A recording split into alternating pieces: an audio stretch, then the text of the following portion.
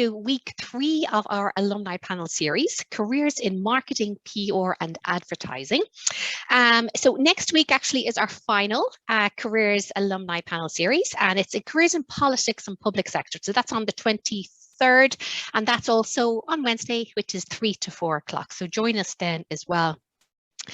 Before we begin, I'm joined today by my colleague Michelle Cohen, who I'm sure you all have met, who is the Career and Skills Consultant for the College of Arts and Humanities.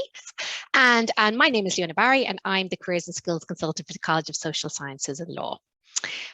So you're all very welcome, all the students joining us today, and we're delighted to have Adam Hurley with us today. So Adam Hurley is the Regional Communications Specialist at Bus Éireann. So you're very welcome, Adam. Thank you very much for coming along today. I hope your windows are shut and that you escaped the blustery weather and the rain. So thank you so much for joining us today. Thank you for having me. Sure. So Adam, you've had fantastic experience. So you're working within Bus Éireann at the moment, and you were the Public Affairs and Communications Executive with Retail Excellence. You've also worked within Accenture as Policy Analyst, and at Car Communications as Public Communications Account Manager there. And you also had experience in Shannon Éireann and Dáil Éireann. Just fantastic experience, Adam. And I'm sure the students are so excited to learn about those opportunities and just listening to your career path and your story since graduation. So I suppose before we get into that, perhaps maybe it might be a good idea, maybe we'll start just at UCD, maybe to bring you back to your time when you were in UCD, and perhaps maybe discuss a little bit about campus life and your experience, and I suppose what did you enjoy within your degree? Yeah, so thanks everyone obviously for coming. As Leona said there, my name is Adam and I graduated from UCD in 2017. It should be said on my second time around, because the first time I did actually sign up to UCD, I signed up to study English and German. I lasted approximately 6 months before I realized that it was just not for me and that I decided to take another path. So I suppose that's one of the things that I hope people kind of understand from this as well, is that you don't have to get every decision right the first time. It's all about the experiences and the skills that you get when you are on campus and what you learn. So I suppose yeah, I started UCD then the second time, studying politics, international relations and history in 2014, I think. And one of, I think, the unique things about my perspective being in college is I didn't spend a great deal of time actually on campus. I mean, a lot of people I think can relate to that over the last few years with remote classes, etc. But actually I was working throughout my time in UCD. So after the first 2 or 3 months on campus, I actually applied for an internship in Leinster House as a secretarial assistant, and was doing that internship for a 4 or 5 month period on an almost full-time basis at the same time studying. I also wouldn't necessarily say that that was the best idea I've ever had. Before transitioning then after about 6 months in that internship to working for a full-time basis. So I suppose my experience in UCD is mostly the academic side of UCD. Spent a lot of time in classes. I did try to get there as often as I could, but I think everyone can relate to that too. And I suppose for me, my campus experience, it was really very positive, because I felt that I learned a lot of skills at UCD that really benefited me as my career progressed. So I mean, one of the things that I always like to joke about is, you know, nobody likes doing group work in college. Nobody likes doing it. There's always one person who just doesn't seem to do the work, or you feel like you're carrying too much of it, or people are hard to communicate with. And then you work in PR for any length of time in any profession, and you realize, oh, everyone's like this. You're always going to be working in a group. You're always going to have to manage and deal with other people.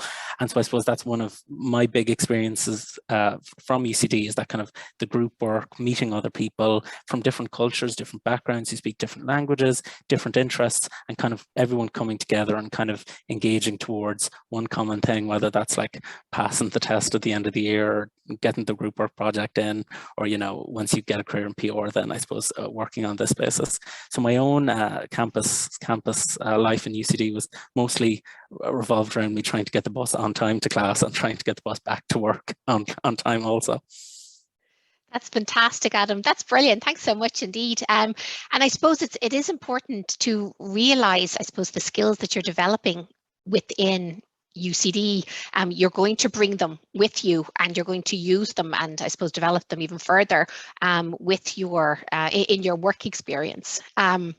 So thank you so much for that. And I suppose it's great also that you had that opportunity to get that internship experience while in UCD. I'm sure that was challenging, I suppose, and again, developing those time management skills and organizational skills, which again, you'll bring in and develop going forward as well.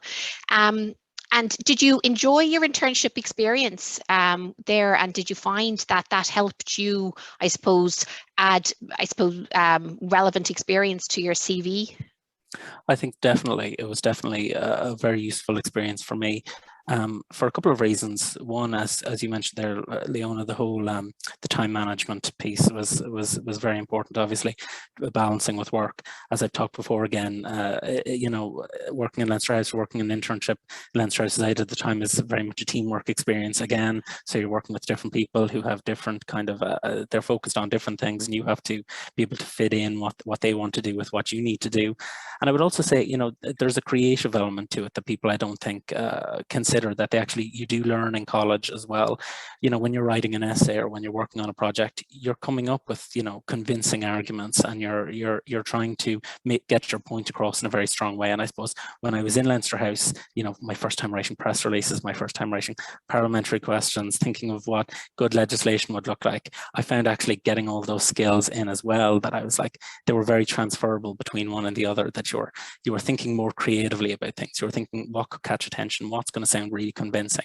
What can I say that's going to be, you know, sufficiently different from you know, maybe what others are arguing, and something that's going to really generate interest. So definitely, you know, I learned very transferable skills there. I found it to be very, very beneficial.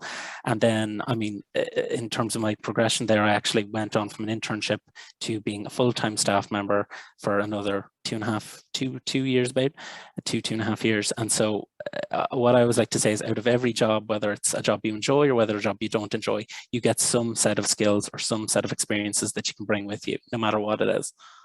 That's brilliant, Adam, and just a fantastic opportunity, I think, for students to be aware also that an internship may give you that opportunity for a full-time position once graduating. So it's a great opportunity to understand, do I like this position, or perhaps maybe I don't, but it also perhaps maybe will open doors. And it's great that you had that experience, and your duties and responsibilities, even as an intern, you were able to get kind of that juicy work experience and get involved in many projects, which is fantastic. I just want to say thanks to Michelle, has just included a few little links there for some roles and opportunities and vacancies. So thanks a million there, Michelle, for adding them in the chat there for the students who are here with us, if you want to have a look at those. So Adam, that's fantastic. And I think your first role out of UCD, I think, did you graduate on a Wednesday, and then you went into your full-time role then on a Thursday? On a Thursday. So that was, I don't know, would some people say brave or foolhardy? I'm not quite sure. I didn't quite get the summer off. So, but yeah, and it's a good point again about, you know, networking and skills. So actually, the first person that took me on a full-time basis in Shannon ended up being that person that took me on full-time then in my first job in retail excellence after work. So that person had left politics in 2016. About 9 months later, saw that I was graduating. Again, keep your LinkedIn profile updated no matter what you're doing. Make sure everyone you've ever worked with knows what you're doing. And came back to me about 9 months later and said, listen, we have a role going in retail excellence, policy, public affairs, communications. We know you're interested in that area. Would you be interested in coming on board and going through kind of a brief interview process? But it's about that, you know, making those networks wherever you go, you know, whether it be in college or whether it be through internships or just even through your friendships, through whatever you're involved in. I think a lot of people tend to think that their extracurriculars don't matter, but actually they play a huge role. So I'll just say, like, a lot of people ask me how I got my internship in the first place, but actually going back, I had volunteered with, for example, local marriage equality campaigns, and did some local press releases around that, and was spotted by local councillors, local TDs, local senators, who said, you know, you might want to get on board, you might want to get involved. So even if you're involved in things outside of kind of a campus level or outside of a work level, whether it be football, whether it be any other type of sports or chambers or whatever, these can really open doors. And again, that networking point to be able to go from one job to the other, to kind of, you know, people often think it doesn't happen, but occasionally you will find if you build strong networks that people will contact you out of the blue and say, hey, are you interested in a job here? And that's kind of how I got to Retail Excellence. That's very interesting, Adam, isn't it? It's very much that word of mouth. I think people feel perhaps maybe that, and I suppose students should be aware that it's not just that live vacancy. There are other ways. So there's that hidden job market that can be, you know, word of mouth. Somebody can mention, you know, there's an opportunity here, and then it'll get to you, and then lo and behold, you find yourself interviewing, and that's what you're currently doing. And what in relation to your first role in Retail Excellence, the Public Affairs and Communications Executive, what did you do there on a day-to-day basis, Adam? So I suppose that was, and it was a very good example of what a lot of entry-level communications jobs are. So on a day-to-day basis, that would have been things like drafting press releases for an external audience. It would have been managing our website. It would have been running the social media for the organization, and it would have been doing all our internal/external newsletters. So we did newsletters to about 2,000 retailers who were members across the country. We did newsletters every 2 weeks. So it was about drafting those up for further approval and kind of looking at the brand. So I mean, that's one of the things we talk a lot about in PR, and I think it's probably a broad over American buzzword, but the brand, thinking of the brand and the whole, what we want to communicate internally, externally, and then I was in charge of kind of seeing the first steps of that. So whether it be social or with the press or with the website, kind of how we communicated externally.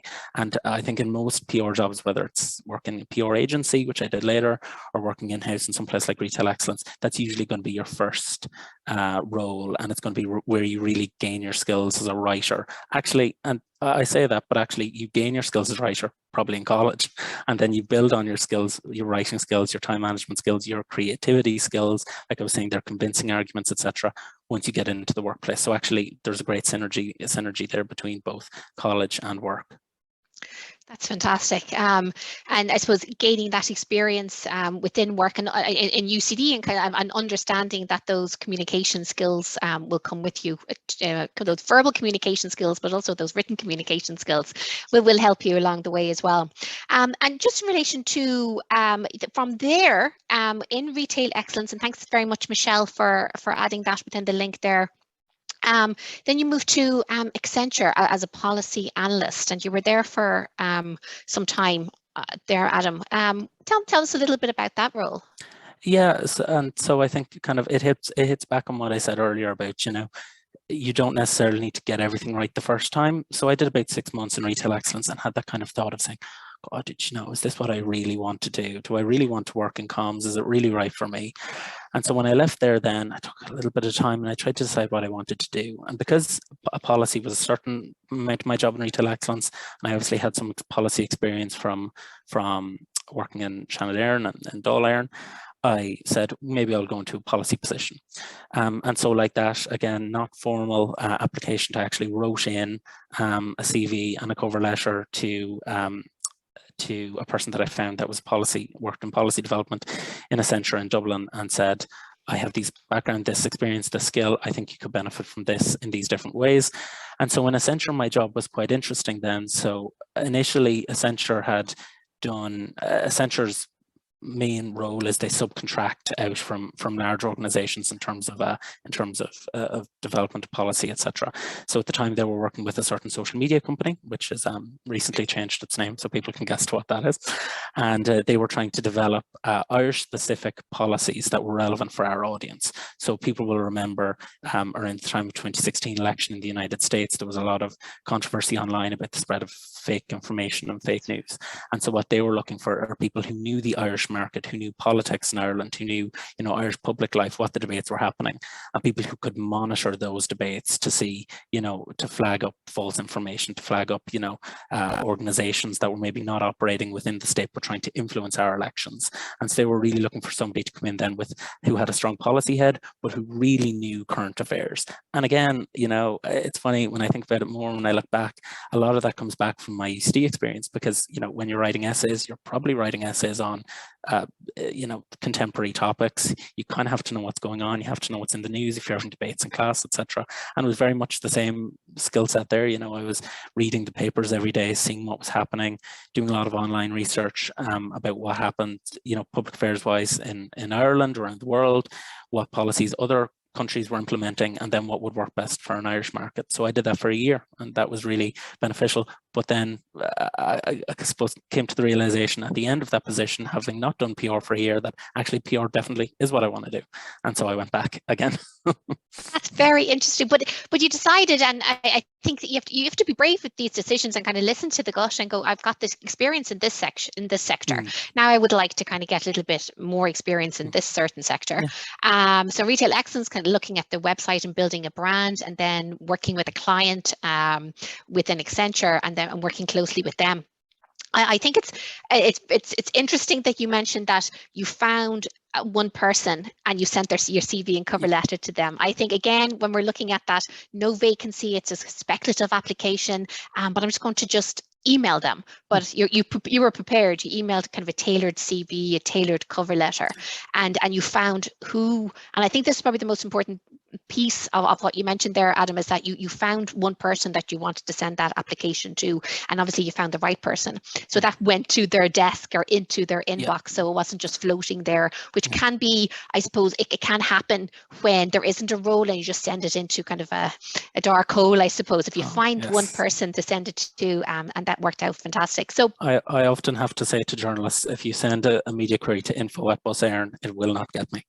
Interesting. So look for the person, even if it's just going on LinkedIn. If people don't know, actually, it's very easy to do. If you go on LinkedIn, search a company, and then you can actually press, I can't remember what the tab says, but I think it's people who work there. I can't remember what the exact tab is called. And you can go down through them, see who they are, see what their job title is, and you can drop them a message on LinkedIn or find their email. And I've done that before on a few different occasions. And I really think, if you think that you have the skills there, then I would absolutely encourage people to go ahead and reach ahead.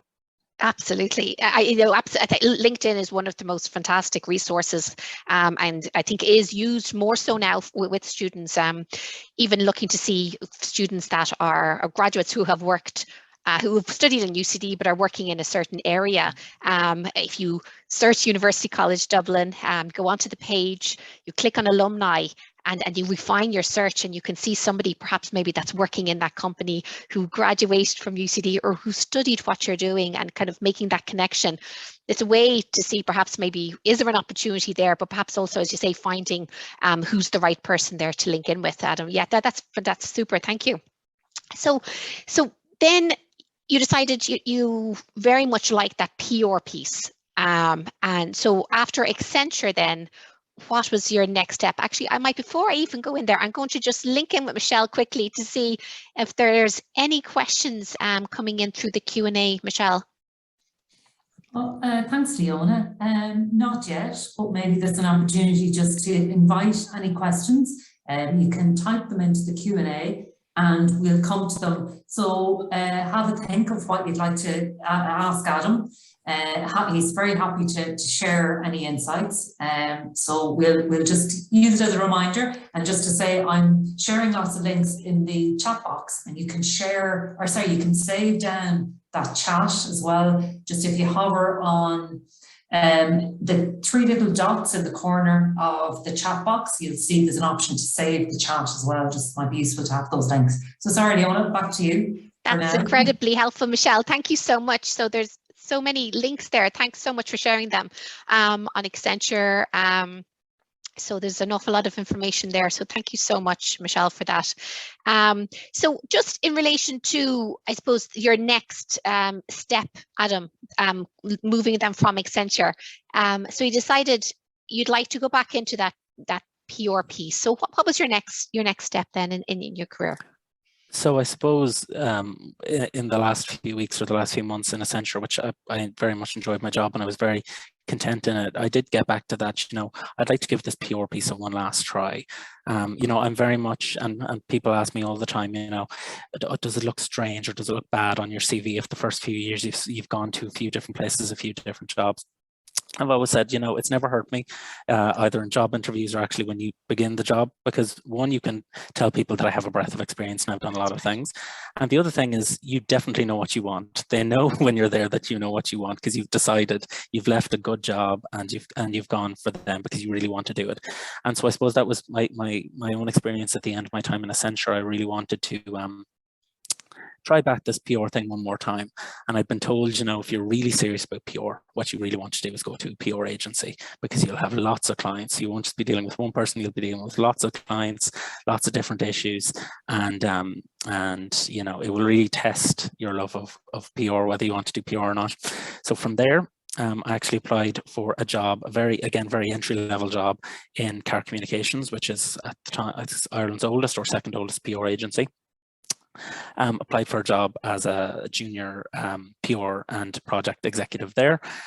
Went in, did not the best interview in the world, I have to say. I did not think I did a great job interview, and then was said, I'm definitely not going to get to the second round of this, only for them to call me back and tell me that they were not going to do a second round because I had the job, which was in equal parts shocking and terrifying. So from there, then I started in Car, and again, really got to learn the ropes of PR. So this is everything at this point. This is, you know, how you write press releases and write them well, how you call journalists and deal with journalists, how you find the right audience for the content that you're making, how you do good photographs and organize good photo calls, how you build relationships with politicians. Things that, again, I had kind of built through my previous career, had worked on some of them in college, but, you know, putting them really into application for the first time, this idea that I was really going to go for this job in PR. And I lasted there 2.5 years. So I suppose that was my longest stretch anywhere since college. I only left there 6 months ago, and it was a really, really rewarding experience. And I think most people either who work in PR either end up in private sector PR or in agency PR. And agency PR is a big element of the market, and also tends to pay slightly better. So in agency PR, then you really do get to test your mettle. So I suppose I decided to go in there, was there for 2.5 years, was luckily that when I was in there, I was promoted twice in 2.5 years. So ended up there as a PR account manager, managing some of the country's kind of largest state agency accounts. So I managed public relations for Quilcha, which is the National Forestry Company, also for the CCPC, which is the Competition and Consumer Protection Commission, another large state agency, and a few smaller ones then, the National Council for Special Education and others. So at one point I had about seven, 8 clients. And that was really then when I found out that actually PR is what I want to do. Even if it's a bit intense, it is what I want to do. That's fantastic, Adam. Thanks a million for that. And I suppose you go in, well, one, you didn't think you were going to get the job in the first place. So so congratulations on that. And then continuing and getting 2 promotions within. So I think I agree just before you went in relation to what will people think if I'm changing different roles. But I totally agree with you that one, the employer will know, well, obviously this is the area you want because you've tried and tested different areas. But not only that, it's you've obviously tailored your CV and cover letter to use the experience that you've had to make you and demonstrate that you're a good fit for the role in Car Communications, and hence they invited you for interview and gave you the job there and then. So that's great to get and that. I think you made that point there, but it's something I'd make again. You know, whenever you're applying for jobs, any kind of graduate jobs, whether you're graduated freshly or you graduate 5 years, you know, every job is different and people are hiring looking for specific things. So what I always say, you know, look at the job. I mean, if it's a speculative application where there's no job posting, look at the company. Yeah. But look at the job, read it really carefully, and do, even if you're just changing a few lines, tailor your CV, make it look like you really want to go there.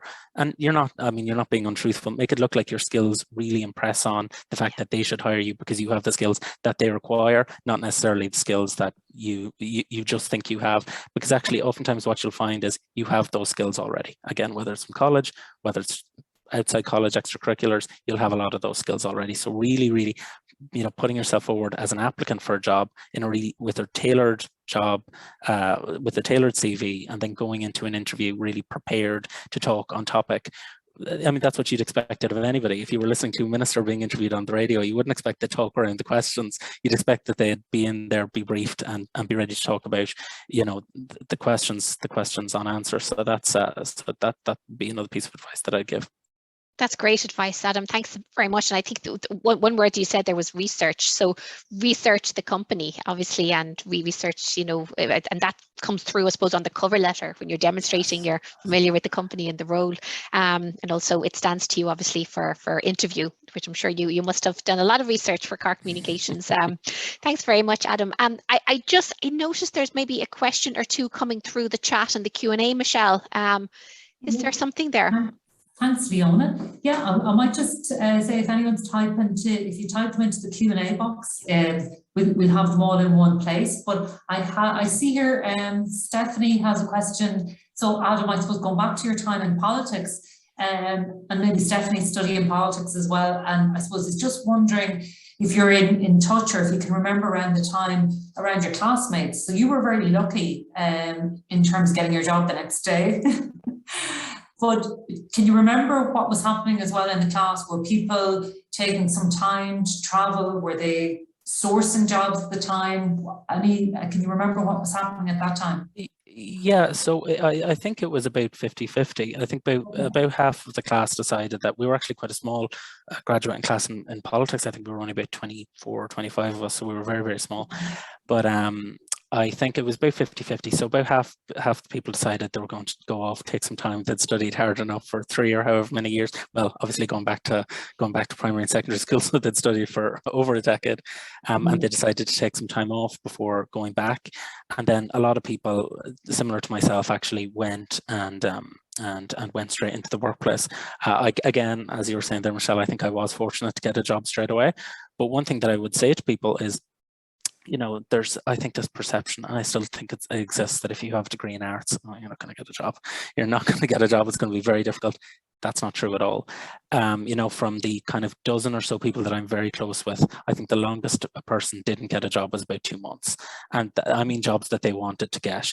Some people, I have friends who left who were graduates same time as me, who went to work in TV3, now Virgin Media, as researchers, and then went up to junior producers and now produce television. Same for radio. I have friends of mine who went to work in PR as I did, who went to work for, Sony Music, and what people would say is maybe more interesting jobs than perhaps buses. I won't comment on that, but and so definitely there was that mix. So what I would always say to people again is, like, you're not in a rush. If you want to take a few months out and take some time off, then do that. If you want to go straight into work, then do that. We're kind of in a lucky position, I think, over the last year and a half. Employers are really looking to hire people. They really want people to come in. They want fresh faces. They want graduates. So I would say, whatever you choose to do, don't worry about it. If you decide to take a few months off, there's still going to be jobs there when you come back. And if you decide to go and work straight away, then you'll benefit from, I suppose, getting a leg up on everyone else. Yeah, super. Thanks a million, Adam. So I think that's really helpful for Stephanie. And we have another question. One of our audience is actually doing a postgrad study in digital marketing at the minute. And I suppose it's just wondering, do you think they should apply, say, summer internship? Or should they be looking more at like an entry-level graduate roles if they already have some internship? So I suppose that might be a difficult one, comes down to personal choice. But maybe if they've seen a useful or valuable summer internship in an area they were interested in, it might be an option. Yeah. I think you should do whatever interests you. I think, I was in a very blessed position that I had a paid internship, and I wouldn't have been able to afford to do my internship if it wasn't paid. But I think whatever you're interested in, if you saw a summer internship come up in, say, the corporate world, and you really wanted to do corporate PR, corporate marketing, that was what you were really interested in, then absolutely go do it. Those skills will all absolutely stand to you. But I wouldn't really differentiate then if you want to go in for a graduate level job, because generally internships, particularly internships in smaller companies, tend to result in a job at the end of it. I think there's sometimes a perception that it's the opposite way around, but actually usually in smaller companies, they get to know you a lot better if you do an internship there, and they're more willing to keep you on, or they get connected to you. But I think whatever you choose, I think, as long as you're doing something that you're happy with and that you're passionate about, that's really all that matters. Yeah, and obviously the best career guidance you will get from the careers office in UCD. Thank you, Adam. Thanks, Adam. They didn't pay me to say that. Is there time for a few more? Absolutely, that's great, and thank you for the students there. Absolutely, do engage with the Q&A. Thanks, Michelle. Please do. Great. So Ed has a question as well. So would you say that there comes a point when experience and, you know, I suppose furthering your career becomes more important to an employer than the specific degree that you came from? So I suppose as you move along through time, you build up more experience. Do you think they look less than at the actual original degree, just become more about the work experience? Absolutely. I think that's a really important point to make. I think when you're a fresh graduate, I think people like the idea, or employers like the idea, that you have a degree, but then, and particularly in an area very different, very kind of disparate, I suppose, as PR, what you actually study doesn't matter that much. So I'll just give an example. There's 4 of us in the Bus Éireann press office at the moment. We all study different things, but in previous when I worked in car communications, there was a lawyer who was a press officer. There was a person with a background in ecology who was a press officer. There was a person with a geography degree. There was myself with a politics degree. There was somebody who had never gone to college. So that experience part is really, really kind of the point that I want to get across. You know, we all are obviously here because we value education, and we all went to 3rd level, and we all went to UCD and had a great experience there. But the further you get from UCD experience, the less the actual piece of paper matters. It's really about the impression that you make on employers through your CVs, through your job interview. And I think the other point I'd always make as well is, it can be dispiriting when you start at the start and you send out CVs and you just don't hear back. That can be very dispiriting. Again, particularly when you're trying to get something you're passionate about. What I've always said is that CVs are an important part of the role. The most important part is always the interview. You know, when somebody's taking a chance on you, taking an hour out of their time, and I do it in previous jobs when I'm hiring people, when someone's taking 40 minutes or an hour out of their time to talk about you, that's really your chance to make an impact on them. They're not really going to ask you much about what module you like or didn't like in college, but they're sure as hell going to ask you about the skills that you have and the experiences that you have. So what I would say is, you know, the college experiences, they're all really important. Don't worry too much about, you know, exams. Well, obviously worry about them, but don't worry too much about whether or not they're judging you based on the actual degree you did. More often than not, they're judging you on whether or not they think you're going to be capable on the job, but by what you say to them in your CV, what you have in your cover letter, and most importantly, I always say most importantly, how you present yourself at an interview. That's really good advice, Adam. Yeah, that's brilliant. Well, Leona, I might hand back to you for a little while, and then thanks, Michelle. Questions. That's perfect. Thanks very much, Michelle, for that, and thanks to the students there, and thanks very much, Adam. And I totally agree with you, Adam. I think that the degree is very much kind of to gain that entry level, but I suppose it's the demonstrating your skills on your CV, and I think, as you rightly said, your cover letter there as well. And as you mentioned rightly, is that your CV. Once somebody sees your CV doesn't actually get you the job; it actually gets you the interview. Yes. And at interview, they want to see, will you do the job? Can you do the job? And will you fit in to this organization? So you're absolutely right. It's developing those skills and demonstrating that on your CV and your cover letter, but bringing all of that to interview. So fantastic questions there. So thank you so much. And thanks, Michelle. So that brings us then to where you are today, Adam. So you're in Bus Éireann as Regional Communications Specialist. Tell us a little bit about that. That's a fantastic title, firstly, and I believe it's a very big role with a lot of responsibility. So tell us a little bit about what you do. It is indeed. So yes, I'm Regional Communications Specialist, and I'm also, while a member of the staff is out, I'm also interim Irish language officer for the entire organisation. I would not say that I have perfect Irish, but I am still interim Irish language officer. So basically my job in terms of regional communications specialist, for people who don't know Bus Éireann, in the 80s, Bus Éireann was split out from CIE, Bus Éireann and Dublin Bus to provide bus services to the people in the city of Dublin, and Bus Éireann to provide bus services for the rest of the country. And so my job with regional communication specialist then is looking at our particular offering in the regional cities, Cork, Galway, Limerick, Waterford, and inter-county services, so the kind of, you know, point-to-point services in Clare and Galway and Mayo and Donegal and Laois and Offaly, etc.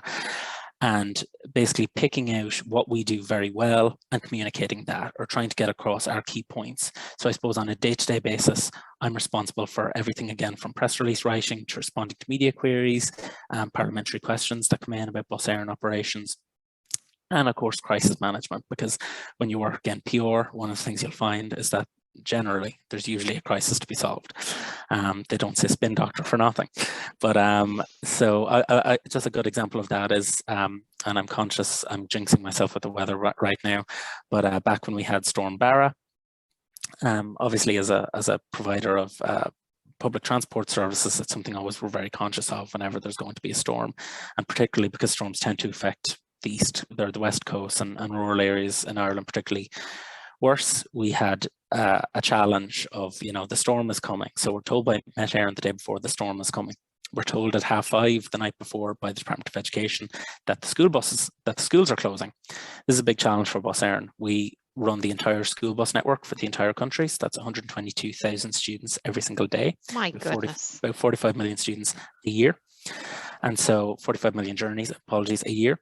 And so we're told overnight, you're going to cancel these 2,000, 3,000 trips in the day, city trips, and then you're also going to communicate to everyone that schools aren't opening in the morning, and you're responsible for doing this.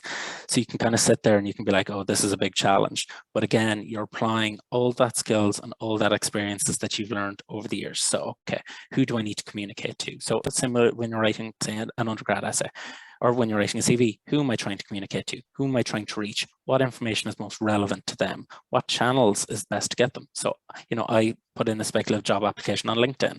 What's the best way of I had to go and search for that. What's the best way of getting out news to, rural West Mayo? Search up and look for that, look for the correct person, look for the correct journalists, look for the influencers in those areas and the politicians and the TDs. So it can definitely be a very intense job. We get to work on some very fun things and some more challenging things like that in the crisis. Actually, you can probably see behind me the large S, which is for our sustainability strategies. That's really interesting, and sustainability is something that if you take a job in PR, you'll find comes up a lot. More and more companies are very conscious of their carbon footprint and of their carbon emissions. So working on the launch of a sustainability campaign here, where we're hoping to cut our carbon emissions by 50% by 2030. Behind me then on the door, you'll just see a lovely picture of the new fleet, which we launched a few months ago, 60 new buses for the bus Éireann fleet. That's down at the Copper Coast in Waterford. And so, what I often say as well is that, PR isn't just a job in an office. You actually get to meet some really interesting people who do lots of different things. So like whether they be experts in the environment or whether they be amazing photographers, get to do a bit of traveling if you're lucky enough, and you really get to kind of experience all that the company has to offer. But it's definitely very different working in bus Éireann than working in a PR agency, because instead of having a multitude of clients and knowing a good bit about them, you have one client and you know everything about them, which is really interesting as well. Absolutely, that sounds so exciting. And I suppose a little bit, what's the word I'm looking for? Nervous, I suppose. When something kind of comes up like that, it's like you're putting out fires left, right, and center. But I suppose it is, and sometimes what I think is, when you're that kind of, the news hits at 6 o'clock and you have to make sure everything's out by 6 o'clock. It's not that different than making sure you actually do get that essay in on time before Blackboard marks it as late, which happened to me on a number of occasions. And then you get used to actually, it can be nerve-wracking and it can be very pressure-inducing. And that's one thing I'll always say about, a career in PR. As you move up, it absolutely gets more pressure, but it's also the rewards and the benefits of knowing that, you've made a difference, you've communicated something really important to people, you've let them know, they're not going to be standing in the middle of a storm waiting on a bus that's not going to arrive. You've let people know and you've really made a difference. And I think that's one of the things that I really do love about bus Éireann. And I suppose I was hired as a regional communication specialist because from my work in politics, from my work in retail excellence, from my work in Accenture, again, building up that all the way along, I was seen as having a particular specialism in communicating well to people beyond just Dublin. So not just doing a national campaign focused in Dublin, but looking at what matters in Cork and what matters in Waterford, Galway, Offaly, Laois, Wexford, around the country, and building up and also benefiting from the connections that I built through previous jobs and through UCD, knowing those counties, knowing, the main politicians and knowing the stories and knowing what the local radio stations are, all those kind of things that are super, super important. Absolutely. Thanks, Adam. So it's not only are you developing those teamwork communication skills, those problem solving skills as well. And I think as we normally say, and for most companies, when the employers, when they're talking with us, commercial awareness is very important to them, and they do like to see that in students when they're on their CV and they're on their application, the cover letter, but also at interview. But I think your advice on just getting to know people and reading up on different areas and knowing what's going on is very important to employers when they're, if there's an internship or a graduate program. So Bosaren sounds absolutely fantastic, Adam. And I'm sure students, if they were applying for an opportunity within Bosaren or in a similar type of company, do you have any hints or tips on applications that if you are in a position that you look at CVs and cover letters regularly, is there anything, I know you mentioned that tailoring piece, and obviously including their academics and their work experience, is there anything that you like to see in an application? So one of the things I really like to see, and again, it goes back to this tailoring point, is that it's a CV for this job. It's a CV for the job you're applying for. It's not just a random CV, and it can be an absolute pain. I know, because I've done it, updating a CV for every job you're applying for, and you're like, oh, they won't get back to me at all. But the thing is that if you've tailored a CV, if you've researched the organization and you're applying for the job that's on offer, you'll get more notice. You'll definitely get more notice. As well as just simple things. I regularly have people who send in CVs to me with grammar mistakes and with spelling mistakes. Please get someone else to look at your CV before you send it in, because oftentimes we're just trying to rush them out before a deadline and you want to get it in. So, make sure you have somebody else look at it. But one thing that I always really want to look for as well is enthusiasm. If you're writing a cover letter, not just, I want this job because I think I would be good in this job. I want this job because I see you're doing this and I think this is really interesting. So I get in Bosaren, I see that you're working on sustainability, and that's something I'm really passionate about. Why? I'm involved in my local tidy towns and I'm involved in beach cleanups, and I think it's a really important area. Or, I studied a module in UCD related to sustainability or to the environment or to ecology, and I think I've got something special to add. They don't need to be particularly long, and you'll find this when you write in PR in general, you don't need to particularly be verbose or write a lot, but what you need to do is put something in there that is different. You've got to differentiate yourself. I always say, whenever I go for a job interview, you kind of have three options. You can be better than the other applicants, you can be worse than the other applicants, or you can be different than the other applicants. The challenge is, you don't want to be worse, obviously. The challenge is, you can't really be better than people you don't know, because they might have more experience than you, they might have a master's, a PhD, they might have much more than you, but you can make yourself different from them. You can make yourself stand out. When I get a book of 160 CVs, and then I see, oh, that person has a really interest, that person's seen the campaign we're doing, so they know what we're doing, and they think we could do better in this way, or they think, that their skills could benefit us in this way. And actually, maybe they're right. Maybe that's another way to think about it. And generally, what we won't do is look at CVs and kind of take those ideas and then steal them. Generally, we'll say, well, this person actually has a really good creative mind, is really thinking deeply about this job. That's the kind of person we want to get into interview. So that would be one of my big hints is, research the company you're going for. And don't be afraid in a CV or a cover letter, I should say, don't be afraid to say, I see that you're doing this. I find it's really interesting. 1 campaign, 2 campaigns, and I would like to get involved. And here's what I think I could bring. Here's what I think you could do better. I always love seeing that in a CV. That's really good advice, Adam. Thank you so much. So that tailoring piece and spending time tailoring that CV and cover letter. We often are asked, how long should we actually spend on an application? Well, that's what we always say, how much do you want the job? Absolutely. But I think that's really good advice. And that grammar piece, I suppose if you're putting out press releases and you're communicating to all of Ireland, as you did for Stormbara, if there's any typos or any grammar on your CV and application, I mean, it's really, you just won't get to the next stage. Yeah. And the best time to put those skills in place is when you're applying for your first jobs, because I will say just one incident that I had when I was working at a previous job. I once put out a press release, again, get people to read what you do, pay attention to your own grammar, put time into it when you're doing your cover letters. I once sent out a press release that was related to an energy company and how much they had made in that particular year, and we were trying to get some attention for their business in Ireland.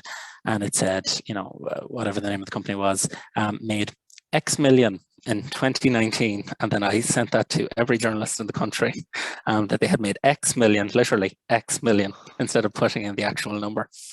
So and got made much fun of by all the journalists that I'd ever met, to be like, oh, X million, really interesting. Is this a new, is this cryptocurrency, or how do they calculate this? So that's one of the pieces that I would say, you know, take your time, you know, relax about it. When you see a job, I always say keep your eyes open for jobs, and usually there'll be at least a week, but probably 2 weeks or more between when you see the job and when the closing date is. Take your time, even if you just do the CV on one day, do the cover letter on another day.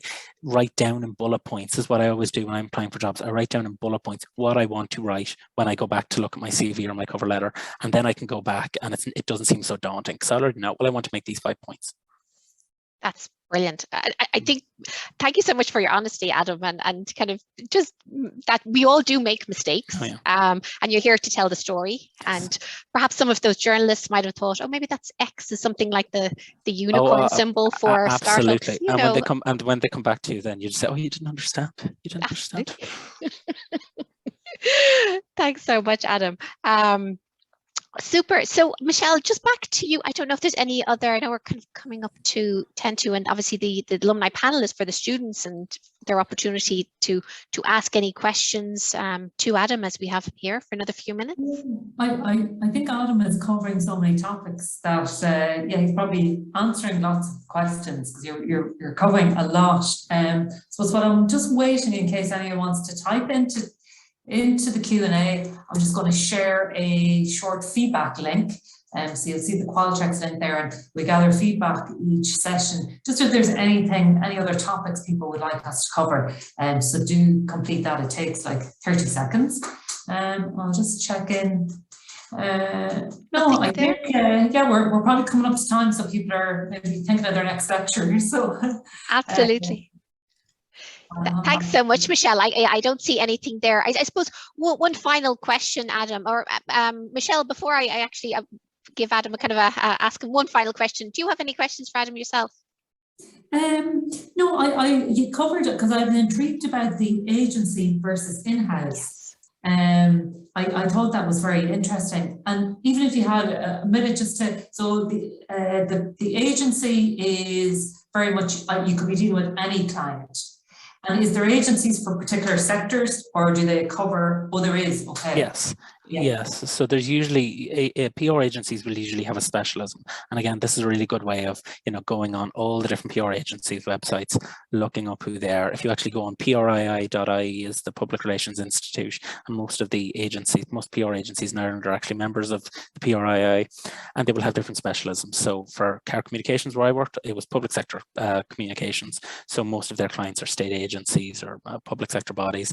There are some other ones like 360, for example, I think, that do a lot of work on the corporate side. There's Comet that does a lot of tech work. So if you're interested in technology or IT, etc., they're a really good one. So yeah, most agencies do specialize. There are some very large agencies that they do have kind of a range of candidates, but most agencies will specialize. Okay, no, that's interesting to know if someone was interested in a particular sector and wanted to do that, and otherwise you can go in-house in an organisation and you're PR like you're doing now for Bossera. Okay, very good. Yeah. So no, that's good to know and to clarify. Thanks, Adam. That's great. It's a great question, Michelle. I'm busily taking notes here as well.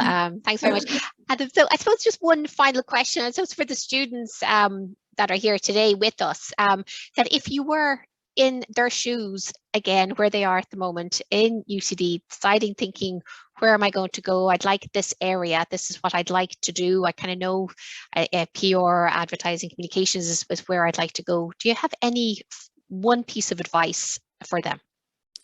One piece of advice is definitely don't get too, I don't want to say excited, don't get too upset, don't get too worried. You will find your place, no matter where it is. Again, we were talking there about the difference between agency and PR, agency and in-house, or, you know, whether you want to work in politics or maybe you don't want to work in PR at all. You'll find your place. It doesn't have to be your first job out of college, doesn't have to be your second job, doesn't have to be within a year. You're not in competition with anyone, you're not even in competition with yourself. What I'd say is think about what makes you passionate. There's nothing worse than being in a miserable job. I prefer not having a job than having a miserable job. So that's my really one piece of advice is you've got all the time in the world, no matter what age you are, no matter what you've studied, you can get a career and a job in PR, marketing, advertising. It's just about how you apply yourself. So I would just say, you know, that is don't get worried, just put your best foot forward, and that's all anyone's ever going to ask of you. That's fantastic, fantastic advice, Adam. And I think that's a great way to end the panel and the today's event. So don't worry, be happy, as the song goes. I won't sing. No. Exactly. 1, 2, 3. No. Adam, thank you very much indeed for your time today. And thank you also, Michelle, and thank you to all the students who've joined us today. So I wish you the very best of luck, and I hope the storm that is happening today is not going to bring the same experience as Storm Barra, but sure, look, I hope not. You've been there, you've done that. I've been there and I've done that, and I hope not to repeat. Although apparently we're having 2 storms this week, so by the end of the week, so let's see how that goes. That's right. But I would just also say that if anyone wants any advice or wants to connect or anything at all, anyone can add me on LinkedIn, and I'm more than happy to chat to everyone. So you'll find me on LinkedIn at Adam Hurley. Thank you very much, Adam. Thank you very much. That was fantastic. I learned loads. You were really frank in your sharing, so thank you. Thank you so much.